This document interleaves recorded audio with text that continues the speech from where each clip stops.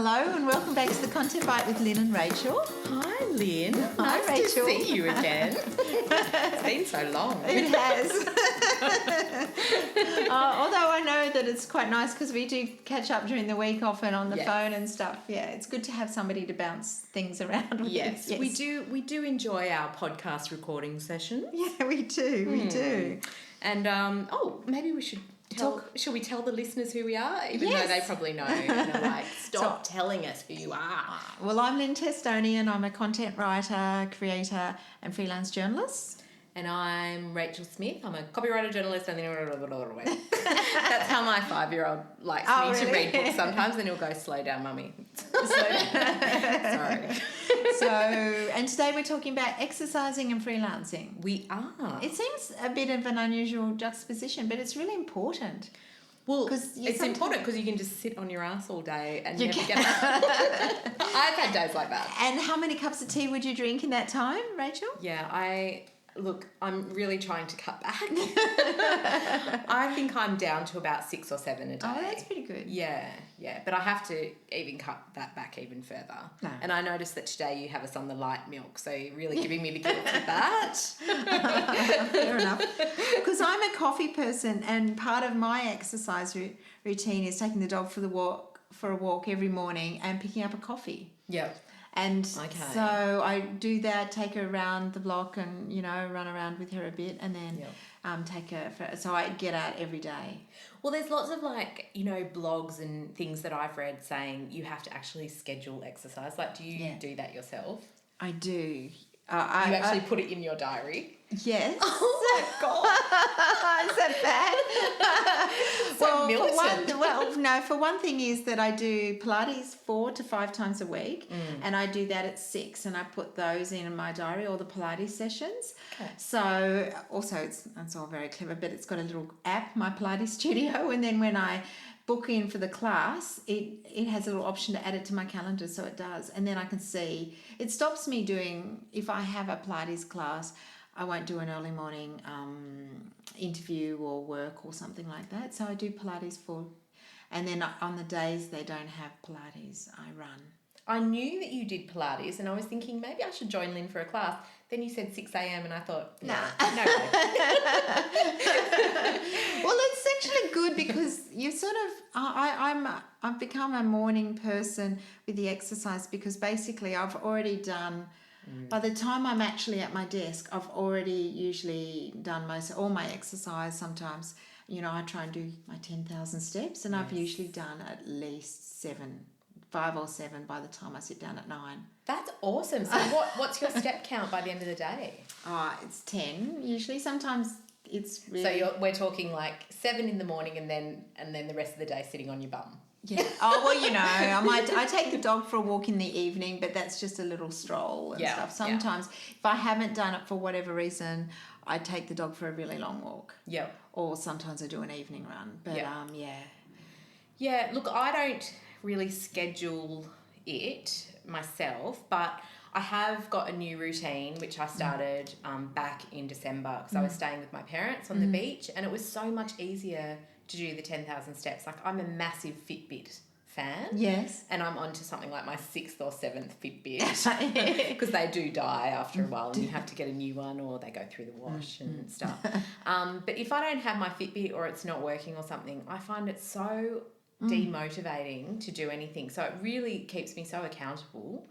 And I was trying really hard to get to 10,000 steps a day and I was blitzing 12, 14,000 a day just being on the beach because you're always walking to a beautiful view or you're walking to a rock pool to do laps or something. It was so great. So when I got back to Newtown, I was like, I'm going to keep this up. And I have really tried to keep it up and I've even got, lists. I love a list where I mark down, like in Trello, how many I've done. And I'm averaging sort of 5 days a week doing 10,000 steps, which I'm pretty pleased at. But having Charlie at school, I've also started a new thing where 9 to 10, because it's my theory that nothing happens in our industry until 10 a.m. There is that.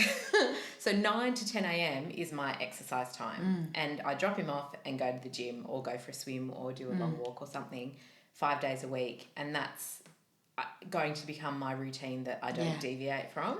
I think that's the thing with exercise. It's good to have a routine, Yep. and you don't think about it, because otherwise, like if I didn't get up and I didn't have already booked in for Pilates and I can't cancel it, I have to get up, I have to do it, and that routine, and I don't even think about it. So I've been doing Pilates at this studio for it's about 10 months. So it's not a gym, it's another studio. It's a Pilates studio. Oh wow! Yeah. Okay. And Is I it like a that. machine one.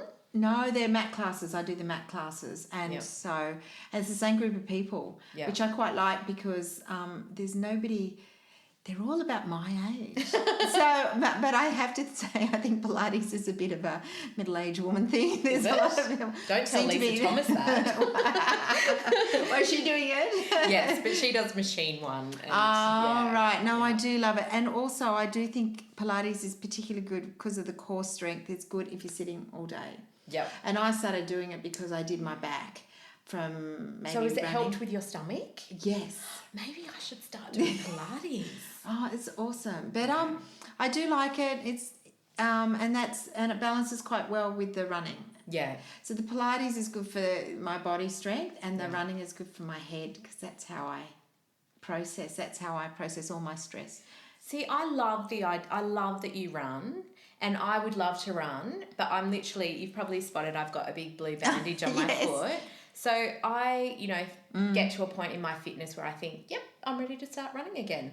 And it's always like a point where I'm feeling really fit, I'm going well, and I start running, and then I invariably get injured and I'm out for the count. And this time I've got a heel spur and plantar fasciitis back, and I've done my hip in as well. So I just am at the point where I think I just have to stop running. I think permanently. Well, I've heard a lot of things that walking is just as good. Yeah. And I think that walking, I find some aerobic exercise helps me with stress and processing stuff. Like if I'm really struggling with an idea for a story, or if there's some issue that I'm trying to work through with my work, or even, the whole work family thing, I find that running helps. Yeah. I wanted to have a big shout out because it's one of the most beautiful books I've ever read. I don't know if you've ever read Murakami, and he's an amazing novelist, but he's got this wonderful book called What I Talk About When I Talk About Running.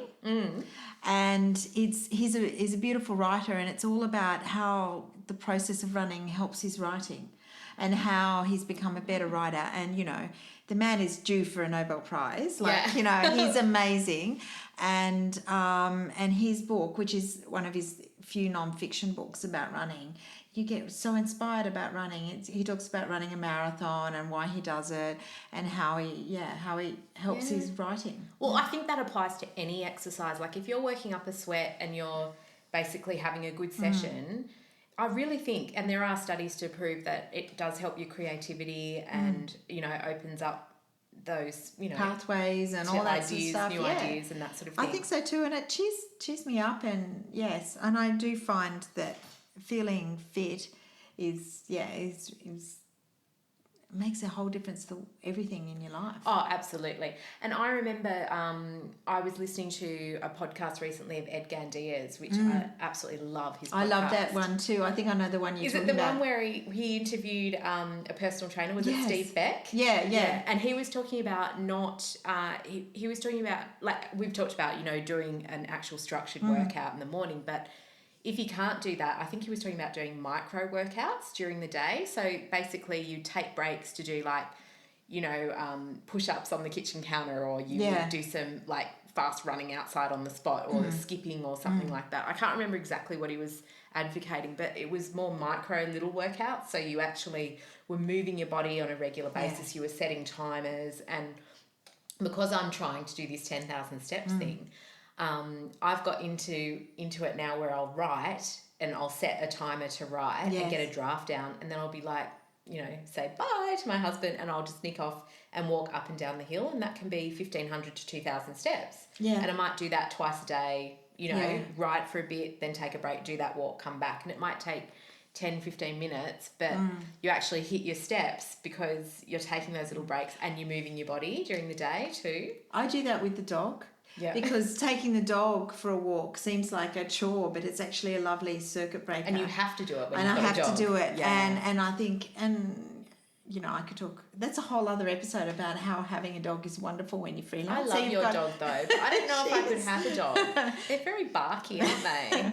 Oh, well, mine isn't. But having a companion at home is really nice. But having this excuse to take, and I feel somehow less naff walking with the dog than I do just going for a walk by myself. Yeah, right. I don't know why. That's probably my issue. But that's quite a nice thing. So if I can't think, sometimes I'll take her for a long walk, and then I'll come back and go, and I'll somehow get the idea for the angle of the story or whatever while I walk with her. Wow, and we're gonna leave you on that lovely note. Yes. We'll see you next week, which I think we're talking about the anatomy of great content next week, aren't we? Yeah. I think that'd be really interesting. I'm looking forward to that. Okay. Thanks very much. Bye.